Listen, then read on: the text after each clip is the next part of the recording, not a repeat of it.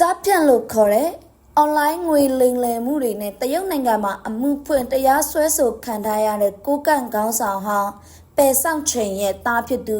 ပယ်ရင်ချိန်အပါအဝင်လူ၄ဦးကိုတရုတ်ဆိုရကတေတံစီရင်လိုက်ပြီးလို့ဒီကနေ့ဖေဖော်ဝါရီလ2ရက်နေ့မှာသတင်းထုတ်ပြန်လိုက်ပါတယ်။တရုတ်နိုင်ငံဘက်ကလာတဲ့သတင်းတွေအရတေတံစီရင်ခံရသူတွေထဲမှာ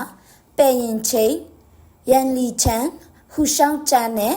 ချန်ကွမ်ရီတို့၄ဦးဖြစ်ပါတယ်။တရားရုံးဆုံးဖြတ်ချက်နဲ့ကွန်မြတ်လိုက်တာလို့ဆိုပေမဲ့ဘယ်နေ့မှစီရင်ခဲ့တယ်ဆိုတာကိုတော့အတိအကျဖော်ပြထားခြင်းမရှိပါဘူး။ဒါပေမဲ့သူတို့ကိုမကွန်မြတ်ခင်မှာမိသားစုဆွေမျိုးတွေနဲ့နောက်ဆုံးချိန်တွေ့ခွင့်ပေးခဲ့တယ်လို့တရုတ်အစိုးရကဆိုပါတယ်။ကိုကန့်ခေါင်းဆောင်ဟောင်းပယ်ဆောင်ချိန်ကတော့ပြီးခဲ့တဲ့2025ခုနှစ်နိုဝင်ဘာလအတွင်းက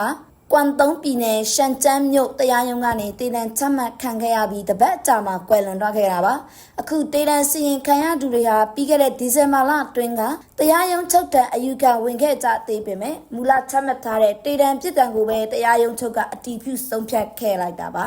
သူတို့၅ဦးကိုပြီးခဲ့တဲ့နှစ်ဇူလိုင်လကစပြီးအွန်လိုင်းလိမ်လည်မှုလူတက်မှုပြန်ပေးဆွဲမှုငွေညစ်မှုကာစီနိုဖွင့်မှုနယ်စပ်ထက်ကျော်မှုနဲ့ပြည်ထစာမှုအပါအဝင်အမှုပေါင်းများစွာနဲ့တရားစွဲဆိုခဲ့တာပါအထူးသဖြင့်ကြားပြန်လုပ်ငန်းတွေလုပ်ကံရမှာပယ်အိမ်ရဲ့ပြည်သူစစ်တွေကလုံခြုံရေးယူပေးခဲ့တာကြောင့်ဒီလုပ်ငန်းတွေအားကောင်းကောင်းနဲ့လည်ပတ်နိုင်ခဲ့တာလို့တရားရုံးမှာစစ်ဆေးပေါ်ပေါက်ခဲ့ပါတယ်ဒီတေတံစီရင်မှုဟာကိုကန့်ကမိသားစုဝင်2ဦးအပါအဝင်လူ17ဦးကိုတေတံစီရင်ခဲ့ပြီးဖြစ်ကြောင်းတရုတ်ကသတင်းထုတ်ပြန်ပြီးရပ်ပိုင်းတွင်းမှာပဲပယ်မိသားစုဝင်တွေရဲ့သတင်းထပ်မံပေါ်ထွက်လာခဲ့တာဖြစ်ပါတယ်။ကိုကန့်ဒေတာရဲ့ထင်ရှားတဲ့မိသားစုကြီး၄စုဖြစ်တဲ့ပယ်အိမ်ဝေအိမ်မြီအိမ်နဲ့ယိုအိမ်တို့ဟာအခုလိုကြားဖြတ်အပါဝင်ရာဇဝတ်မှုပေါင်းများစွာနဲ့တရုတ်နိုင်ငံမှာအကျဉ်းကျနေပြီးတရားရင်ဆိုင်နေရတာလည်းဖြစ်ပါတယ်